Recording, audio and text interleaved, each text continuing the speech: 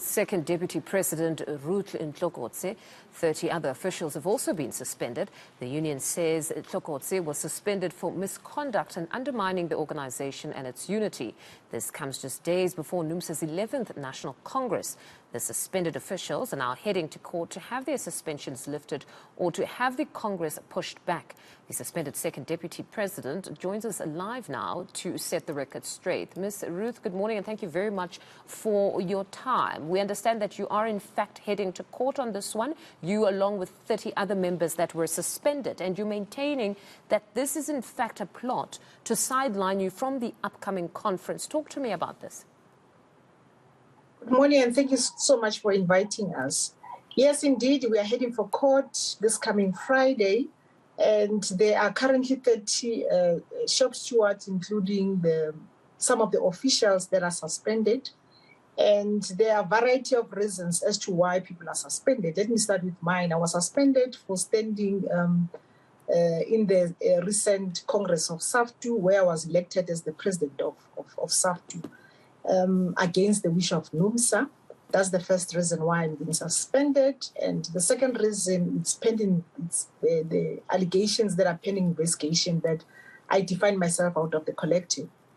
And when the affidavit that challenged the provisional curatorship of one of the subsidiaries of the investment companies. And another reason was that that it's still yet to be investigated was that during that particular time, it is alleged that I might have fabricated the security. And lastly is that these other officials, even the office bearers that have been suspended, others were claiming for accountability in the Numsa investment companies. And then others were suspended because of it is alleged that they supported me in the recent SAFTU National Congress. But what we are seeking for court to do, it is to set aside the suspensions, because we are of the firm view that in terms of how the Numsa constitution is structured, it doesn't have the precautionary suspension. That's point one.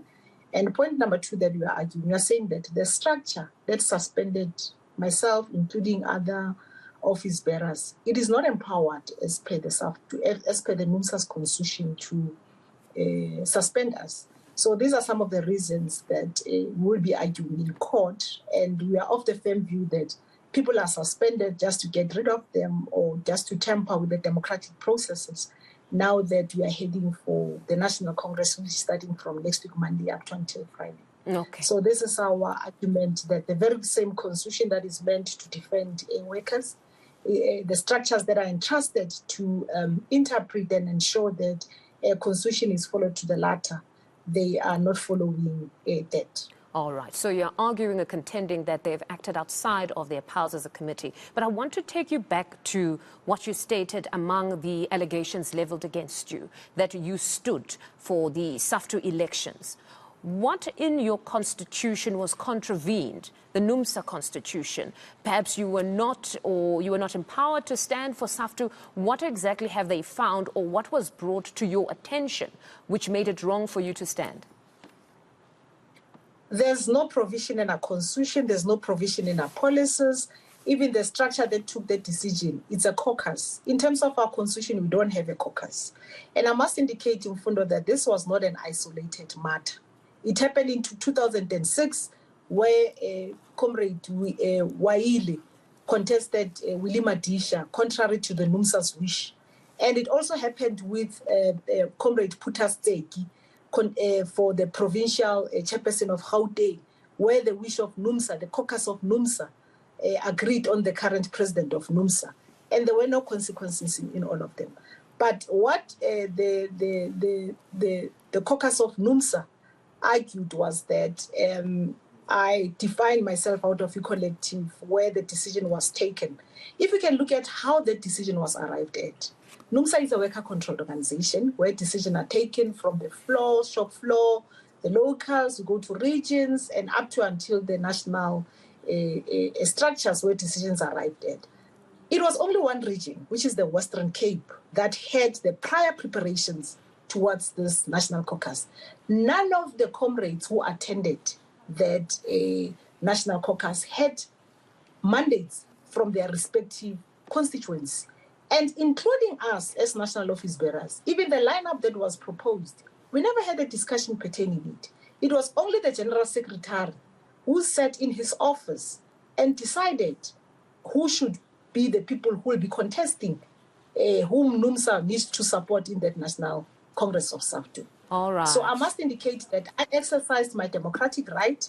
There's absolutely no provision in the Constitution of SAFTU of Numsa that prohibits its members not to accept any nomination. All right. So what I'm getting from you is that they had already prepared a slate or specific names that they wanted to be elevated. And now you were perhaps part of a slate that they were not going to support. And that is really at the center of the issue. That's what I was suspended for. That there was a lineup that the Numsa Caucus agreed upon. And then when I arrived at the Congress, I was approached by affiliates, and I went and speak to the president of Numsa, indicating that I was approached by affiliates. And then he asked me about the position of the caucus, and I indicated that I was aware of it, and I respected it. At the same time, I respect workers from other affiliates who approached me to lead the federation. And then he even wished me well. And, surprisingly, I was surprised when I see, and Mfundo, Numsa issued the statement congratulating me, in particular, saying that they are for women development, blah, blah, blah, after I was elected. Suddenly, the very same person who issued the statement to congratulate me, he's going to the structures, arguing that I acted outside the mandate of the caucus. Hence, I'm saying that, it's 2 weeks towards the Congress, so we are viewing this as an obstacle, an obstacle to the democratic process towards the 11th National Congress, which is starting next week, Monday. But I suppose some others would look at it and say it would strain relations if somebody does define themselves outside of the organization, if perhaps there was some sort of a ladder where they're saying maybe next time you will be elevated, but all you did here was exercise your democratic right to stand if you so wished. But I suppose you do have a situation now where relationships are strained, but whether the suspension then is legal, I suppose we'll find out in court. But just in closing, talk to me about Numsa currently. There seems to be a lot of issues, because not so long ago there seemed to be some sort of an issue with SAFTU, particularly Mr. Irvin Jim and Zwelinzima Vavi, where there was talk of some sort of divisions that were being sown. At some point he spoke of Mr. Vavi going down to the regions and lobbying there. So quite a lot, and saying that actually it's as if they want to get him out as Irvin Jim. What's going on? Going towards the Congress of SAFTU, I must indicate that when we are moving towards that Congress, workers will forever express their preferences. And it was the case with the SAFTU Congress. And it, unfortunately, the General Secretary of Numsa, the current General Secretary of SAFTU, was one of the preferred candidates to stand for that position. And how discussions ensued, we all know how the route towards congresses, especially where positions will be contested, that there will be character assassinations, there will be allegations that are leveled against individuals, and it was the case. But what we've seen as workers, what we've seen as national office bearers, is the relationship between the two leaders. That is a bit at strain, and we know that historically, when we were expelled from our previous home, how the relationship was. But as things stand, I think we are aware that there's a strain of relationship between the two leaders. But what we want to emphasize as workers is that we need not to venture into that space, because there are quite a number of challenges that workers are confronted with.